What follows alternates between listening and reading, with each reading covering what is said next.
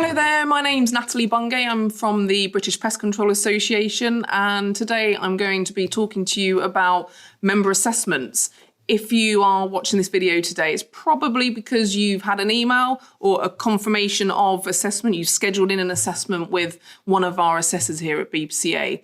The email you would have received as well has not only got the date and the time that they're coming out to see you, but also a guidance document which tells you everything and anything you're going to need to know about what's going to be happening at that assessment.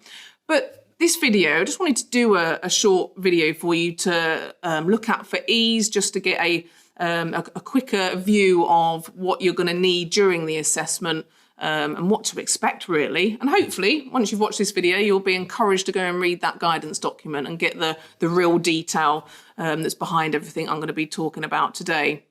So, overview. In terms of BPCA and what we do, we have always come out and assessed our members. It's changed a little bit here and there over the years, just in terms of, the things that we cover with you. We've even had independent auditors coming as well. But recently we've had the sort of change that we wanted to bring it back in-house and send out BPCA staff members, because the reason is we want to engage with you more. We want to see you more. We want to find out things about you so that we can better implement procedures to support you and better member benefits, as well as, of course, we want to make sure you're keeping up with BPCA criteria. So, there is an element of checking over a few things, but we're certainly there to support you. So this assessment, the one that you've booked in with your assessor, you'll notice that it's called the Year 1 Physical Assessment. Now, it's over a period of 3 years. We'll be doing various assessments with you digitally and on desktop as well. But this year, the only important one is the Year 1 Physical. We'll be coming out to site to see you, and we'll be covering a variety of different topics.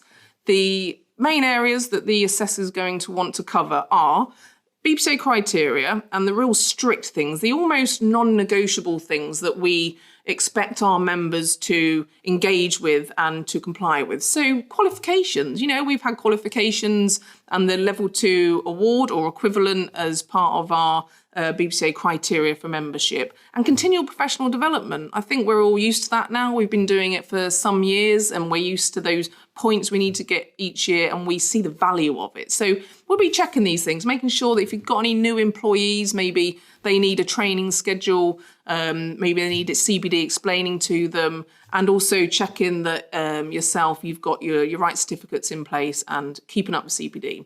With insurance as well, we'll have a look, make sure you've got the right insurance, and if you're subcontracting, you're only subcontracting to other BPCA members. So we'll cover this really important BPCA criteria stuff that it is a little bit non-negotiable, and we need to have them in place. But again, we will support you through anything that you need with that. And then the second part to the assessment is more looking at your procedures and your processes, your service delivery. Of course, that's one of the most important things, isn't it, about what you do? So your things like treatment reports, what do you give customers when you go and see them? How often do you give them information? And then what information is in that treatment report? Have you got the right things? So, your customer details, the actions you're taking and the pesticides you're using, all these things are really important.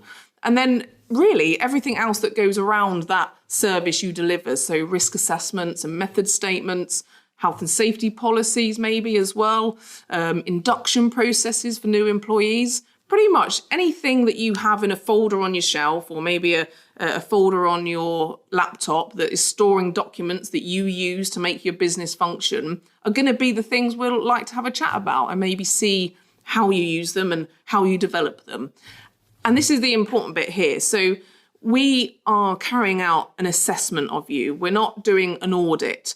If there's something you haven't got in place that we're expecting, we're not just going to tick a no box and, pull a funny face and then make you feel bad about it. We are there to help. So if, for example, you don't have the right risk assessment, or your health and safety policy is out of date, or your induction process for employees could be better, we're there to help with that.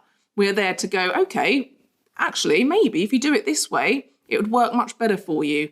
I've got a template for that for you. I'll send it to you afterwards. it's going to be guidance all the way through, assistance all the way through. We are not there to make anybody feel bad about what you are or what you're not doing. Okay, remember, BPCA benefit. And then the third thing we're going to do, once we've done that, is get out and about a bit. We're going to go and see your static store, if you have one. Have a look at how you store your pesticides, if you've got the right signage, and you've got things like first aid kits and spill kits. And again, if it's not all completely correct, we are there to advise, okay, and recommend and support you in getting those things in place.